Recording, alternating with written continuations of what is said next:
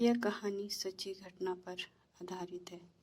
सन 1985 के समय की बात है। दोनों सहेलियां उस समय 10वीं कक्षा में पढ़ती थी। एक का नाम संतोष कुमारी था, दूसरी का नाम मीरा था। संतोष कुमारी दुबली पतली थी। वो कम बात किया करती थी। कक्षा में भी डरी सहमी सी रहती थी, इसलिए बच्चों ने उसका नाम चुईया रख दिया। पढ़ने लिखने में बहुत अच्छी भी थी, इसलिए सभी अध्यापक उससे प्यार करते थे। सबका कहना भी मानती थी। माँ पापा की बहुत लाडली थी। 10वीं कक्षा के छमाही के पेपर होने वाले थे कि उसमें कुछ बदलाव आने लगे। वह कुछ चिड़चिड़ी सी हो गई।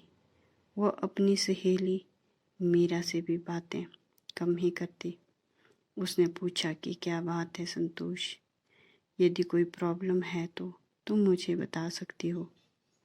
क्या पढ़ाई ठीक से हो रही है? तो उसने कहा हाँ ठीक हो रही है। तो उसने सोचा कि शायद ऐसे ही मूड खराब है, लेकिन कुछ दिनों बाद वह स्कूल से जल्दी घर जाने लगी। पूछने पर कहने लगी कि मेरी तबीयत अचानक से खराब होने लगती है। ऐसा लगता है कि मानो मेरा शरीर बहुत भारी होता जा रहा है।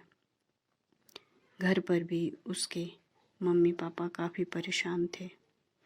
चुपचाप रहने वाली संतोष अब काफ़ी गुस्से वाली होती जा रही थी। अपने मम्मी पापा को पलटकर जवाब देने लगी थी।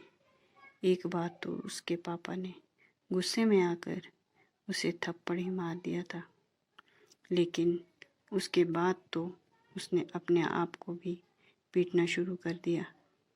उसने अपने हाथों को दीवार में पीटना शुरू कर दिया, जिससे उसके हाथ काफ़ी जख्मी हो गए। फिर उसके पापा उसे अस्पताल ले गए। वहाँ सारी बातें डॉक्टर को बताई।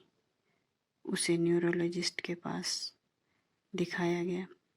वहाँ से दवाइयाँ दी गई, लेकिन कुछ नहीं हुआ।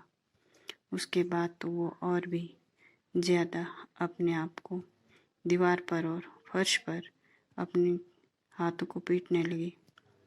अब तो उसने स्कूल आना भी बंद कर दिया था। किसी ने उन्हें सुझाव दिया कि वो लड़की को तांत्रिक के पास ले जाएं। माता पिता से अपनी लड़की की ऐसी हालत देखी नहीं जा रही थी, इसलिए वो जल्दी ही उस तांत्रिक के पास गए। उसे घर लाया गया। फिर तांत्रिक ने कुछ पूजा की और बताया कि इस पर तो जादू किया गया है। संतोष के माता पिता ने कहा कि आप हमारी बेटी को ठीक कर दीजिए। आपको जो कुछ भी चाहिए हम दोनों देने को तैयार हैं। कृपा करके आप हमारी बेटी को किसी भी तरह ठीक कर दीजिए। माँ ने रोते हुए कहा। तांत्रिक ने कहा ठीक तो मैं कर दूंगा। इसके लिए आपको सभी को अपने पैतृक गांव जाना पड़ेगा। वहीं पर इसे जादू किया गया है। इसके पापा ने ऑफिस से 4-5 दिन की छुट्टी ली और तांत्रिक को लेकर सभी गांव पहुंच गए। अगले दिन पूजा रात में होनी थी। तांत्रिक ने बताया कि आज रात को पता चल जाएगा कि इस पर जादू किसने किया है। रात होने का इंतज़ार किया गया।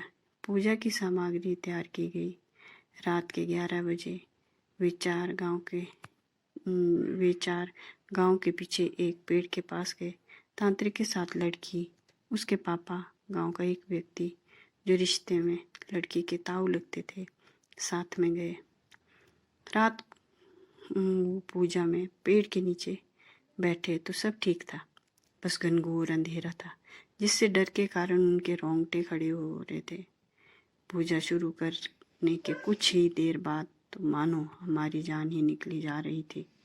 उस पेड़ में से बहुत ही भयानक आवाज़ें आनी शुरू हो गई। ऐसा लग रहा था मानो कई तरह की आवाज़ें एक साथ आ रही हों। इसी बीच उन्हें किसी औरत के चीखने की भी, चिल्लाने की आवाज़ आने लगी, मानो वो दर्द से चिल्ला रही हो। सभी यह सुनकर हैरान हो गए। यह आवाज़ संतोष की चाची की थी। सभी को पता चल गया कि जादू उसकी चाची ने ही करवाया है। रात खत्म होने के साथ पूजा भी खत्म हुई। भयानक आवाज़ें बिहानी खत्म हो गई। वे घर पहुंच गए। घर पहुंचने पर जो कुछ भी उन्होंने देखा, देखकर सभी हैरान रह गए। उसकी चाची के पेट में बहुत दर्द हो रहा था और जोर से चिल्लाए जा रही थी। यह वही आवाज़ थी जो उन्होंने वहाँ पेड़ के नीचे सुनी थी।